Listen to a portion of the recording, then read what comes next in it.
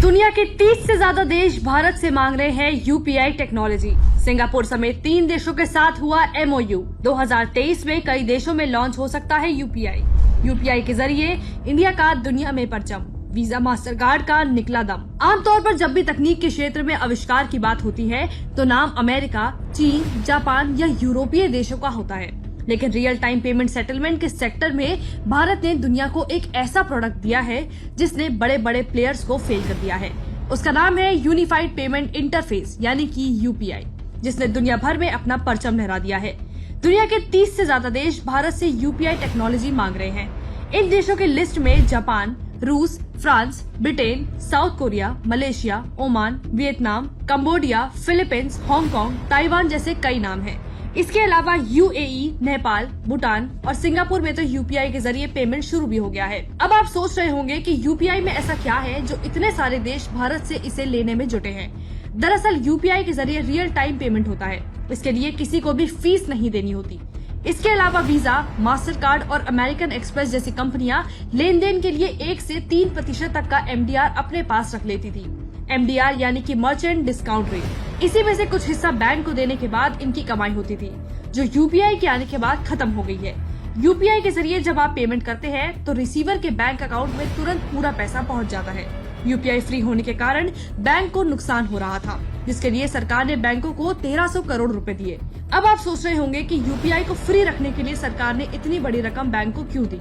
दरअसल हर साल नोट की प्रिंटिंग, रख रखाव और अकाउंटिंग में सरकार 2.3 लाख करोड़ रुपए खर्च करती है, लेकिन यूपीआई के कारण बैंक नोट्स की जरूरत कम पड़ने लगी है। इसलिए यूपीआई को प्रमोट करने से सरकार के साथ जनता को भी फायदा हो रहा है। अगर दुनिया के बाकी देश भी मेड इन इंडिया यूपीआई को अपनाते हैं तो वहाँ की सरकार और जनता को भी फायदा होगा। इसलिए दुनिया के 30 से ज्यादा देश यूपीआई की टेक्नोलॉजी मांग रहे हैं। यूपीआई की शुरुआत 9 बैंकों के साथ 2016 में हुई थी, जिसमें आज करीब 330 बैंक जुड़े हुए हैं। यूपीआई के जरिए रियल टाइम पेमेंट में भारत आज दुनिया में अव्वल है। इतने बड़े सेक्टर में भारत की बादशाहत से अमेरिका इन दिनों बौखलाया हुआ है, क्योंकि वहाँ की 3 बड़ी कंपनियों का मार्केट लगातार गिर रहा है। वीजा, मास्टर कार्ड और अमेरिकन एक्सप्रेस दुनिया भर में फैले हुए हैं। यूपीआई से पहले इनके डेबिट और क्रेडिट कार्ड के सामने कोई कंपटीशन नहीं था, लेकिन अब इनकी मुश्किलें बढ़ गई हैं, क्योंकि यूपीआई सिर्फ एक फ्री ऑप्शन ही नहीं बल्कि सुपीरियर ऑप्शन भी है। क्योंकि कार्ड पेमेंट के साथ ये परेशानी है कि लेन देन मशीन के जरिए करनी पड़ती है, जबकि यूपीआई में कोई तामझाम नहीं चाहिए। बस क्यूआर कोड के जरिए आप अपने सब्जी वाले से लेकर अपने रिश्तेदारों तक को पैसे भेज सकते हैं। यूपीआई के कारण बड़े और छोटे बैंक दोनों ही सेम लेवल पर आ गए हैं और अब सभी के पास आगे बढ़ने के बराबर अवसर हैं। इंटरनेशनल ट्रेड के लिए सभी देश स्विफ्ट नेटवर्क का इस्तेमाल करते हैं, जिसका सारा लेन देन अमेरिका समेत G10 देशों से होकर गुजरता है। अमेरिका समेत चुनिंदा देश इसी के दम पर किसी भी देश को बाहर करने की धमकी देता है। यूक्रेन युद्ध के बाद अमेरिका ने रूस को स्विफ्ट से बैन कर दिया था। इससे पहले 2012 में अमेरिका ने ईरान को स्विफ्ट से बाहर किया था।